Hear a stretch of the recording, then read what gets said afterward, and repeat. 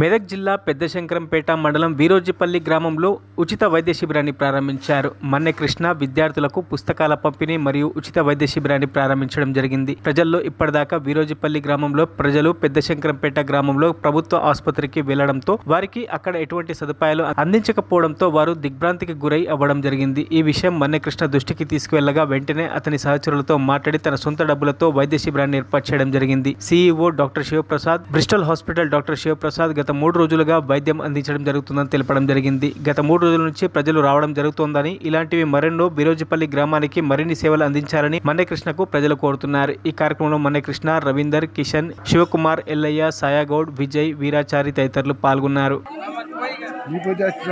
ఎవరు పిలిపించారు? మాకే గుర్తున్నారు, డాక్టర్లనే వచ్చినాం అంతే. మరి ఎట్లా వస్తారు మరి లోపల?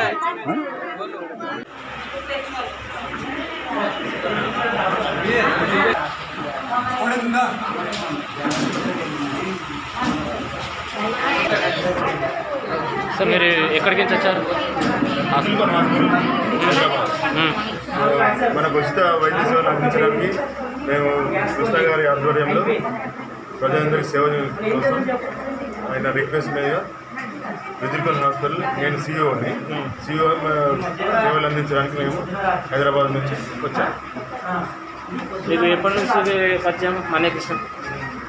పురాతన పరిచయం మాకు, గత 5 నుంచి 10 సంవత్సరాల నుంచి పరిచయం. మీకు ఇదే గ్రామానికి రావాలని ఎలా అనిపించింది? అంటే కొంతమంది హైదరాబాద్ రాలేకపోవడం, కొంతమంది ఫైనాన్షియల్ ప్రాబ్లం ఉండడం వల్ల మేమే ప్రజల వద్దకు వచ్చాం. అందుకు ఇప్పుడు మీకు ఈ వీరోజిపల్లి గ్రామానికి మీరు ఇలాంటి సేవలు ఎందుకు అందించాలనుకుంటున్నారు? వైద్యము ప్రజలకు అందగా వీరోజిపల్లి గ్రామంలో చాలామంది ప్రజలు పేదవాళ్ళు ఉన్నారు కాబట్టి వాళ్ళకు సేవ చేద్దామనే ఉద్దేశంతో ఆ సంకల్పంతో ప్రజలకు సేవ చేయడానికే ఈ ఉచిత వైద్య శిబిరం పెట్టింది. ప్రజల అభిప్రాయాలు ఎట్లున్నాయి ఇప్పుడు మీకు తెలిసిన కాడికి? ఇప్పటిదాకా స్కూల్ సేవలు చేసారు, బుక్కుల పంపిణీ, అవి ఇంకా మరెన్నో సేవలు చేసుకుంటూ వస్తున్నారు. ఇది దేని గురించి మీరు చేసేది? ఇది ప్రజల కోసమే. పేద ప్రజలు ఉన్నారు విలేజ్లో, హైదరాబాద్ రానికి వాళ్ళకి సౌకర్యాలు అందాయి, వాళ్ళకు డబ్బులు సౌకర్యం ఉండదు కాబట్టి ఉచిత సేవ చేయాలని అనిపించింది. కాబట్టి ఆ సంకల్పంతో గ్రామ ప్రజలకు సేవ చేస్తుంది. ప్రజల వద్దకి హాస్పిటల్ అనే సందర్భంతో ఉచిత వైద్య శిబిరం పెట్టింది. ఇలానే ఎప్పటికీ తెప్పిస్తారా లేకపోతే ఇది ఒకటేసారి తెప్పించడం? ఇది ఫస్ట్ టైం మీరు తెప్పించింది. ఇంకా నెక్స్ట్ టైం ఇంకా మాకు వాళ్ళు సహకరిస్తే డాక్టర్ సాయంతో ఇంకోసారి తప్పకుండా పెడతాం. మా సహాయం మీకు ఎప్పటికి ఉంటాయి. పుణ్యం ప్రతి ఒక్క మా బీదవాళ్ళకి చాలా పుణ్యం ఇది. రిపోర్ట్ చూపించి ఇప్పటిదాకా ఎంతమంది దాకా చూపెట్టుకున్నారు? ఇప్పటిదాకా ఎంతమంది వచ్చారు మీ ఊరు వాళ్ళు? వీడికి అంటే ఇప్పుడు 1200 మంది దాకా వచ్చారు సార్.